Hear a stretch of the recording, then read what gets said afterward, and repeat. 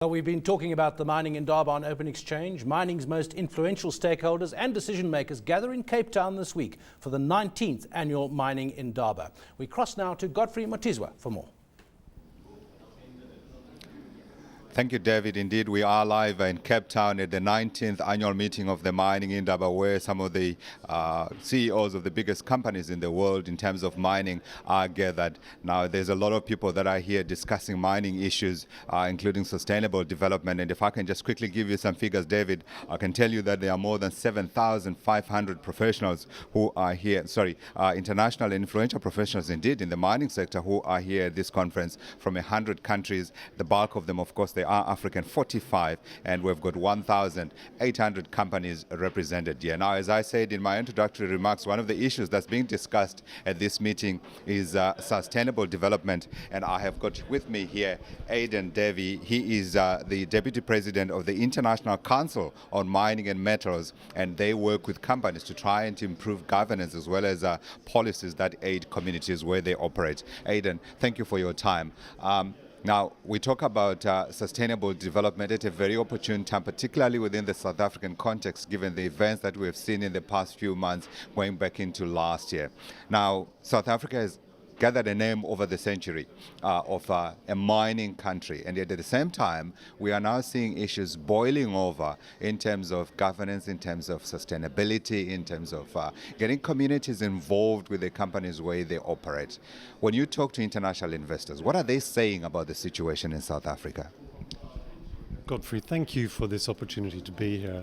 You raise very pertinent questions about international investment in South Africa at a time when we are seeing very difficult events, very tragic events indeed, towards the back end of last year unfold.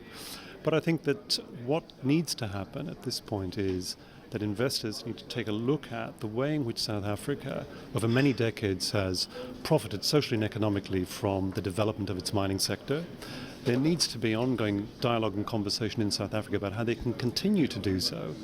And in order to do so, both the country, the host country, and the host communities need to feel that they're indeed benefiting from the presence of mining. So when they ask you difficult questions about whether they should be committing mining in South Africa or not, what are you telling them?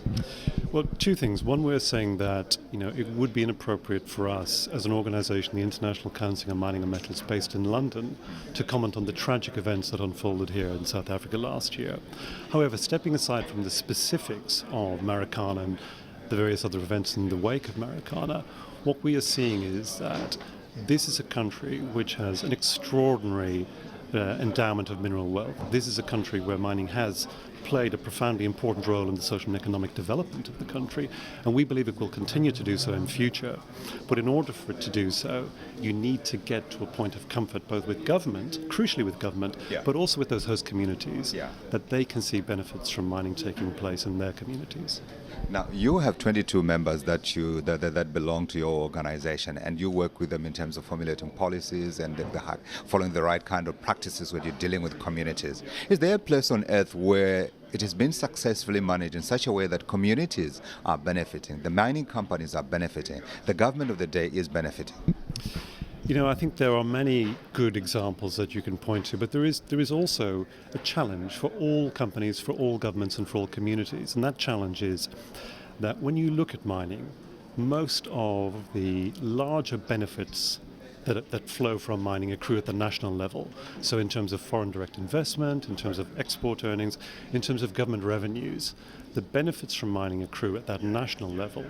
At the same time, some of the smaller benefits, if you like, accrue at the local level in terms of local employment, local procurement, and social investment by the companies. Should we swing then that equation so that perhaps more of the benefits accrue at the local level and the social community? This is a great question, Godfrey. I think what you need to do is ensure that firstly you manage the potential detrimental effects of mining, socially, economically, environmentally, very successfully at the local level. That's the first thing. You've got to get that right. But then you've also got to try and ensure that some of those benefits that accrue at the national level flow down to the local level, because it's only through doing that that communities will get a sense of benefit as well as governments. Yeah, I was going to ask you another question about then who initiates that debate and that step, but unfortunately our time has run out. Aidan, thanks very much indeed for joining us here for our first live crossing at the Mining Indaba 2013.